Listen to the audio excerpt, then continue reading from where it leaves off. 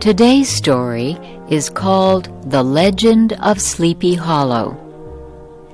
It is about something strange that happened long ago in a valley called Sleepy Hollow. It was written by Washington Irving.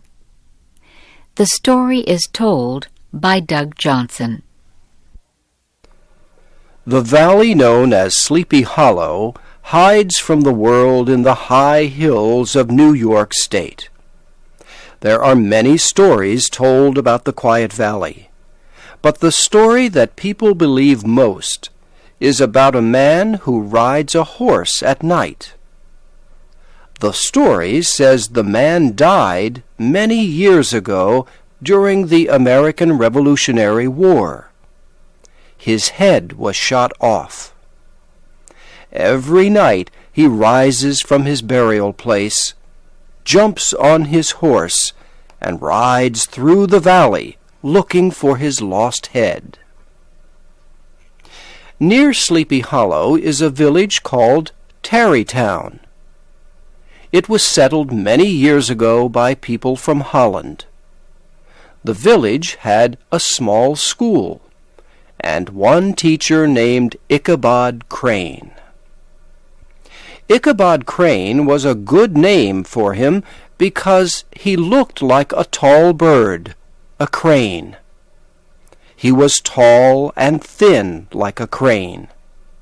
His shoulders were small, joining two long arms. His head was small, too, and flat on top. He had big ears, large, glassy green eyes, and a long nose. Ichabod did not make much money as a teacher, and although he was tall and thin, he ate like a fat man. To help him pay for his food, he earned extra money teaching young people to sing. Every Sunday after church, Ichabod taught singing. Among the ladies Ichabod taught was one Katrina Van Tassel. She was the only daughter of a rich Dutch farmer. She was a girl in bloom, much like a round, red, rosy apple. Ichabod had a soft and foolish heart for the ladies, and soon found himself interested in Miss Van Tassel. Ichabod's eyes opened wide when he saw the riches of Katrina's farm.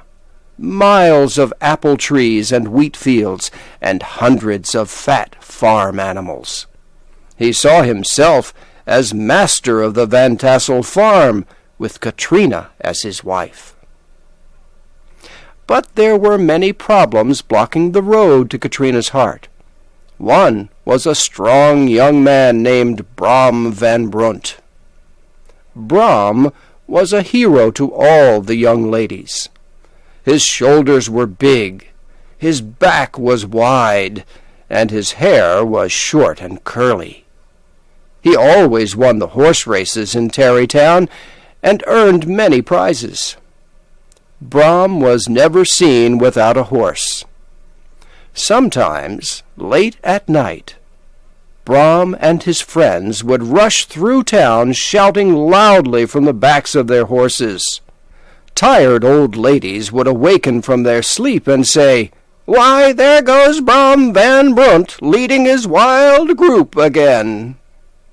Such was the enemy Ichabod had to defeat for Katrina's heart.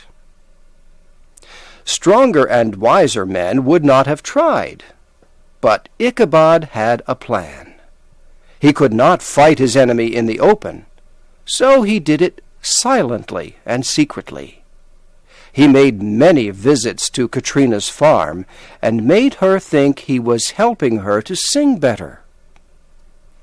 Time passed, and the town people thought Ichabod was winning. Brom's horse was never seen at Katrina's house on Sunday nights anymore. One day in autumn, Ichabod was asked to come to a big party at the Van Tassel home. He dressed in his best clothes. A farmer loaned him an old horse for the long trip to the party. The house was filled with farmers and their wives, red-faced daughters, and clean-washed sons. The tables were filled with different things to eat. Wine filled many glasses.